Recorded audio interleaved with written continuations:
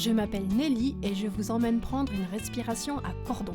Secrètement blotti entre les grandes stations de Haute-Savoie, Cordon est un petit village panoramique protégé par les sentinelles des Aravis et l'emblématique massif du Mont-Blanc.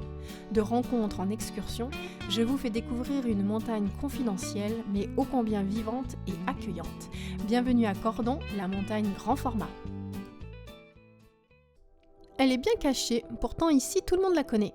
La ferme de la Berrieux se révèle comme une bonne surprise au bout d'une piste forestière solitaire. Pour découvrir les lieux, j'ai rendez-vous ce matin avec Albert, exploitant agricole.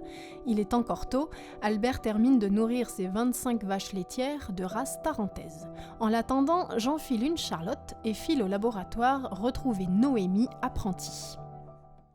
Noémie, ça fait combien de temps que tu travailles ici ? Alors moi j'ai démarré en janvier, donc là je suis en stage chez Albert. Donc c'est un stage vraiment découverte du métier, apprendre vraiment les bases, voir concrètement ce que c'est. Donc c'est physique, Oui. mais en même temps c'est agréable parce que comme c'est une ferme qui est hyper familiale, on est 3 à travailler sur l'exploitation. Il y a Maryse, la maman d'Albert, qui est juste à côté, qui nous aide aussi. Donc c'est chouette de voir cette ferme familiale, comment elle vit. Et puis c'est hyper artisanal aussi, donc on fait par exemple pour la fabrication du bleu, tout est à la main. Non, c'est chouette.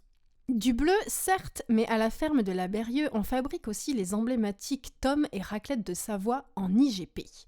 Je retrouve justement Albert devant sa cuve, en train de trancher le caillé. Comprenez par là le lait frais auquel Albert a ajouté de la présure. Lorsqu'il a pris la consistance d'une gelée, le lait caillé est découpé. Viendront ensuite les étapes du brassage, moulage, égouttage et salage. Parce que faire du fromage, c'est juste une façon de conserver du lait, et pour conserver un aliment, il faut enlever l'eau qu'il y a dedans, tout simplement. D'accord. Les fromages d'Albert sont affinés directement à la ferme, dans une cave fraîche et humide. C'est dans ce temple des saveurs, où prolifère une flore bactériologique unique, qu'ils développeront semaine après semaine leur personnalité gustative. Et d'ailleurs, ici, à la ferme de la Berrieux, les tomes ont un goût caractéristique de noisettes et de sous-bois. Donc Albert, ici, on se rend compte que les fromages qui viennent d'être faits, ils sont en bas, et ceux en revanche qui sont affinés depuis un peu plus longtemps, ils sont recouverts de moisissures et ils sont plus hauts, c'est ça ? Oui, tout à fait.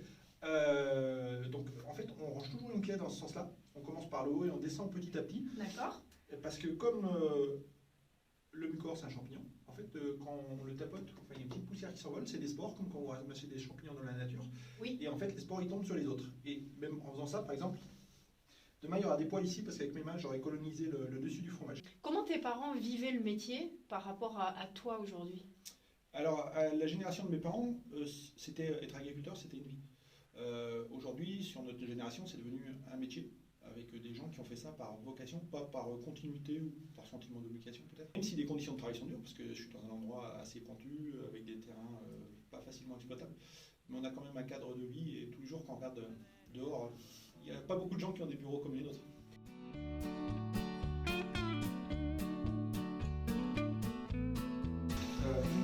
Alfred, comment on fait un fromage ici ? Alfred, je t'ai appelé Alfred. Je sais pas. Albert. Non, mais c'est Ça bien. là-dessus, je sais pas qui c'est qui a croisé ça. Non, j'en sais rien. C'est bien, on fera un bêtisier. J'ai envie de t'appeler Alfred. On recommence. Albert,